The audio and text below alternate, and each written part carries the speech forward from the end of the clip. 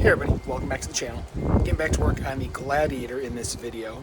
I'm going to apologize in advance if you're hearing some wind buffeting. It's pretty windy and chilly out here today, but I got some work I need to get done. Last few videos were all about getting the suspension upgraded and updated, and all that's done.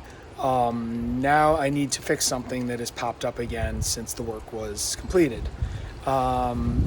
In my first video, when I did the rears, I'd mentioned the one sway bar link was bound up, and I hit it with some plaster and loosened everything up, and it stopped the squeaking, and it seemed to be fine. Well, the squeaking is back, and it's now frozen again. So I need to pull off that end link and try and get things loosened up, get it greased so this doesn't happen again. I'm going to hit both of them, make sure they are both good to go. So that being said, I am going to get the camera turned around and get to work. Alright, so what I am talking about are actually these EVO end links that I put in previously. And this is the passenger side. You can see it's moving freely, the heim joints are fine, no problem there. Come over to the driver's side. Try and do the same thing, and it's bound up. It doesn't want to move. There we go, got a little bit of movement, but you can hear how bound up it is. So I think there's two things coming into play here. One, I think I need to loosen it up. I'm guessing it was a little too tightly installed, and it's causing some load on it, so I need to adjust the length now that the thing's back on the ground and has settled a little bit. And two, like I said, I want to grease all the ends to make sure there's no binding in the actual joints themselves. So I'm gonna go ahead, grab a wrench so I can get this one bolt out here, as well as a wrench for the body, which I use an AN wrench because it won't damage the aluminum finish, and a wrench to loosen the jam nuts, and then I can start getting to work. Alright, so both jam nuts are loosened up using a 3/4 wrench, and now you can spin this no problem. And up top, this one's moving freely, but down below, this is the one that's bound up. So what I'm going to need to do is get like an open end or a crescent wrench so I can wiggle back and forth and try and lubricate this joint and get some play put back into it. I'm also going to remove the top bolts up here so I just have full articulation of the link and can get everything properly greased. Alright, and I got it moved down so I can get to things. I also backed each of these ends out a little bit because I'm going to put a little anti-seize on the threads just because it's starting to get kind of corroded and I'm not happy with that. And then as far as the links go, I was hoping I would have some like marine grease, like Energy Suspension would use for their bushings, because that stuff's really tacky. I don't, but I did have a bunch of packs of these, brake grease, and this stuff's pretty durable. And since I have a bunch of little packets of it, that's probably a good way to go. So I'm gonna put some of that in each of the joints on this end link, get it kind of worked in and whatnot. So hopefully we get rid of the binding issues. All right, well, I've worked the grease into the end links, and they are moving nice and freely now, no noise. I also put anti-seize on the threads and ran both ends all the way down and then backed them back out. So now it's gonna be time to put that back up into place, grab the bolt and the spacers. I'm gonna put some anti-seize on the bolt as well, because you can see how much corrosion's getting on there, and get this thing put back into place.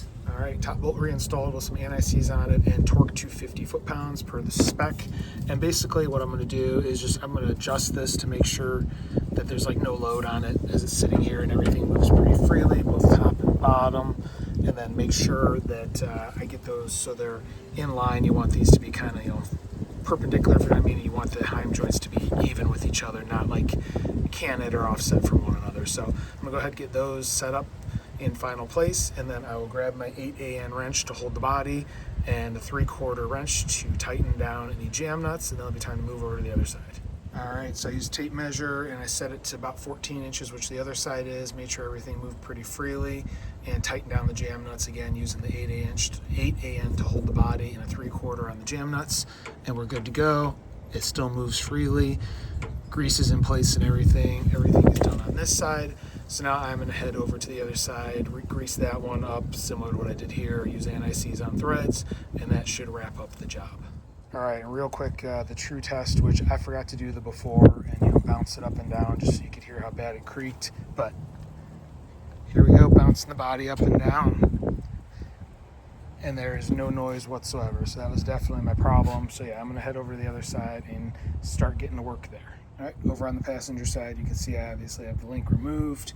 I went ahead and I wound it out all the way, put some anti-seize on the threads, wound it back in, and then worked that grease into the heim joints. I mean, this side was already pretty loose and much more pliable than the other side. This wasn't the issue side, it was the driver's side. But now that that's done, I can go ahead and start getting it adjusted to fit back into the hole here. One thing I noticed is, this side was measured to a 14, and that's what I matched the other side to. When I went to pull this thing out, it pulled down on it. So that tells me that the ride height is a little uneven side to side, which that makes sense because these springs have different size spacers to account for fuel load and things like that. So what I'm gonna do is when I reinstall this, I'm just gonna match it, extend it until I can get it into the hole, and that should be job done. So I'm gonna go ahead, grab the bolt, put a little anti-seize on the bolt that goes in that hole, and then extend this to fit and see where we end up. All right, so next update. I went to go install this, and I was going to have to extend it so much more based on where the other side was set because, again, the ride heights are different on each side based on those spacers. So what I ended up doing is going back over to the driver's side, loosening the jam nuts, and shrinking down the driver's side significantly because I didn't want more than half of this thread exposed if I didn't have to do it. So now this is in place, and I got it to the point where you should be able to wiggle it back and forth and feel play.